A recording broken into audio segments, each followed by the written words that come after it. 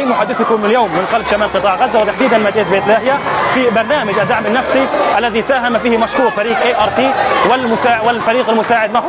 بارك الله فيكم وجزاكم الله عنا. أعيد محدثكم اليوم من قلب شمال قطاع غزة وتحديدا مدينة بيت لاهيا في برنامج الدعم النفسي الذي ساهم فيه مشكور فريق ART والفريق المساعد معه. بارك الله فيكم وجزاكم الله عنا وعن أطفال شمال قطاع غزة كل خير والسلام عليكم ورحمة الله وبركاته. Saat terakhir kehidupan manusia, bila mana manusia betul-betul hampir meninggal dunia, tak ada cang dah, dan nafas-nafas yang terakhir mengalir dengan begitu perlahan, menandakan penamatnya akan berlaku. Dalam keadaan seperti ini, manusia sebolehnya mohon kepada Tuhan satu perkara, kerana nak melaksanakan satu perkara. Mohon satu kerana nak laksanakan satu. Apa kata manusia hamba Allah ini? Lau akhartani ila ajalin qarib fa asaddaqa ya Rabb. Kalau engkau boleh paspung sikit umurku ni, sikit je tak apa dah, ada ruang dan peluang, aku nak sedekah. Jadi tajuk pada malam ni kita angkat keajaiban sedekah. Kadang-kadang kita bincang bab sedekah ni banyak kali. Sejak daripada kita kecil kita dengar tentang sedekah. Kita dengar tentang fadilat sedekah. Kita dengar tentang keistimewaan sedekah. Jadi pada malam ni kita nak bincang satu tajuk, keajaiban sedekah. Kenapa kami menamakan keajaiban sedekah? Kerana pemikiran kita biasanya bila sebut sedekah ni, barangan habis, duit habis, harta habis sebab sedekah. Sedangkan kita lupa bahawa dengan sebab sedekah itu, dia memanjangkan jangka hayat manusia, memurahkan rezeki, menyihatkan tubuh, melepaskan daripada bala, menyenangkan hati, mendapat dan memperolehi kebahagiaan, memudahkan segala urusan, menyebabkan dikasihi oleh manusia, menyebabkan manusia bermurah hati kepadanya, dan Allah kasih, menyebabkan dia menjadi tenang dan senang dalam hidup. Nak bincang tak habis bab sedekah ni. Dan bila kita buat kenyataan-kenyataan seperti ini, itu tak bincang lagi berkenaan dengan apa yang akan dipahalakan dalam mizan hasanat kita pada hari akhirat. Kalau yang itu kita boleh tengok, maka kita akan rasa jauh lebih hebat daripada itu lagi. Saya bacakan firman Allah Ta'ala sebagaimana dalam surah Al-Baqarah. Allah menyatakan, A'udzubillahi minasyaitanirrajim. Masalul ladzina yunfiquna amwalahum fi sabilillah kamasali habbatin ambatat sab'a sanabil fi kulli sumbulatin mi'atu habbah wallahu yudha'ifu liman yasha wallahu wasi'un alim. Mafhumnya, seumpama orang yang berinfak, bersedekah pada jalan Allah. Bila pada jalan Allah ni maknanya kerana Allah, bukan riak, bukan wujud, bukan takabur, bukan nak menunjuk, tak, kerana Allah sungguh. Orang macam ni, dia infak harta dia itu pada jalan Allah. Allah cuba perumpamakan. Perumpama apa dia? Sebiji benih. Benih padi lah katakan, sebab kita padi tak payahlah gandum, tak nampak sangat, kena padi. Ambil sebutir buah padi tu yang bukan dijadikan beras, padi nak tanam ni, letak dan tanam. Bila dah tanam tu, Allah tumbuhkan daripada pokok padi yang sebiji benih tu dengan 7 tangkai. Dan setiap tangkai itu pula beratnya ada pula 100 benih. 100 biji padi. 7 kali 100 maka 700.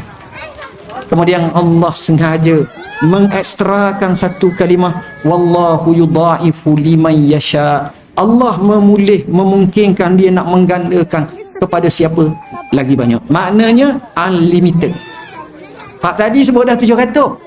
Hak ni unlimited, boleh tambah lagi. Dan Allah itu sifatnya maha luas, lagi maha mengetahui. وَلَنَبْلُوَنَّكُمْ بِشَيْءٍ مِّنَ الْخَوْفِ وَالْجُوعِ والجوع ونقص من الأموال والأنفس والثمرات وبشر الصابرين الذين إذا أصابتهم مصيبة قالوا إنا لله وإنا إليه راجعون أولئك عليهم صلوات من ربهم ورحمة وأولئك هم المهتدون. Soalannya tuan-tuan, sebelum kita pergi kepada tafsir ulama, kita tengok kita ada kementerian khas berkenaan dengan pertanian asas tani dan seumpamanya nama. Kita ada Mardi, kita ada macam-macam contoh. Kita tengok dan kita tanya mereka, padi yang terbaik atas batang padi itu ada tak tumbuh 7 takar? Dia jawab, ayo, memang tak ada. Dan 7 takar ni pula, setiap satu takar 100 ni mana lebat benar. Tengok macam mana pohon padi sebatang tu dengan 100 setiap takar ada pula 7 takar. Memang pada hukum adatnya hampir mustahil. Bukan mustahil, hampir mustahil. Kok ada dengan AI sama moden, dengan cara pencapaian high tech dalam bab pertanian ni, dia boleh buat, tapi masih lagi tak mampu, kerana Allah sebut wallahu yudha'ifu liman yasha. Allah boleh tambah berapa kali ganda dia.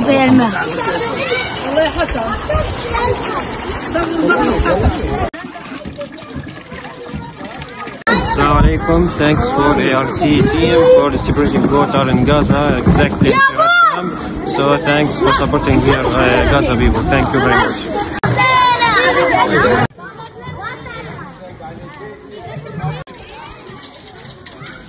Kerana Allah sebut wallahu yudha'ifu liman yasha. Allah boleh tambah berapa kali ganda dia nak buat tambah.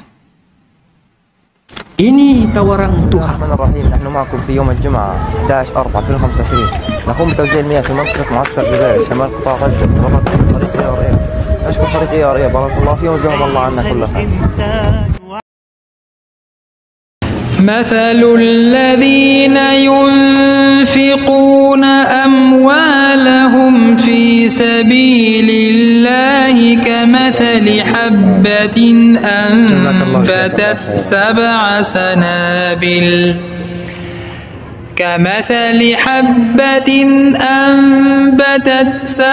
سنابل في كل سنبلة 100 حبة والله يضاعف لمن يشاء والله واسع عليم. الذين ينفقون أموالهم في سبيل الله ثم لا يتبعون ما أنفقوا منا ولا أذى لهم أجرهم عند ربهم ولا خوف عليهم ولا هم يحزنون. Tuan-tuan rajin dengar tak orang main saham. Jarang kita tengok orang main saham ni dia untung ataupun lebih pada 100%. Ada, bukan tak ada, jarang. Dia melabur RM1, dia dapat 10% tu kira berjaya dah. Jadi dia kena banyak angka nak dapat 10% ni. Kita tengok dividen atau apa nama, hebah ke apa nama, kita tengok kalau kita orang Islam juga dengan tabung hajinya, berapa je dia bagi setahun? 3.1, 3.2, 3.05 dan seumpamanya. Kalau dulu mungkin 4 ataupun 5, 6. Dia tak ada bagi 100% punya. Nak ceritanya, bila berlaku pertandingan, ataupun boleh semak bagaimana offer Tuhan dengan offer makhluk, jauh offer Tuhan jauh lebih besar. Ini Allah bagi tahu. Allah bagi tahu macam itu. Maknanya siapa yang infak pada jalan Allah, maka Allah Subhanahu wa taala akan gandakan kepadanya. Kata Allamah Ibn Katsir rahimahullah, Allah perumpamakannya mengenai gandaan pahala untuk orang yang bernafkah hartanya pada jalan Allah kerana semata-mata mencari keredaannya. Orang macam ni dia akan dapat gandaan yang besar di sisi Tuhan.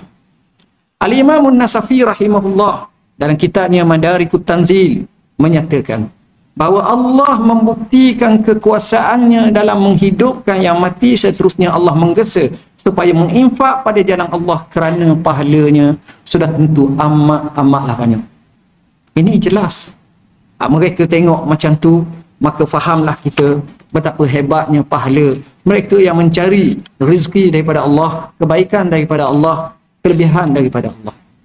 Saya baca satu ayat sahaja lagi sebelum kita berpindah kepada hadis Nabi SAW, sebelum kita bincang secara khusus berkenaan dengan keajaiban sedekah.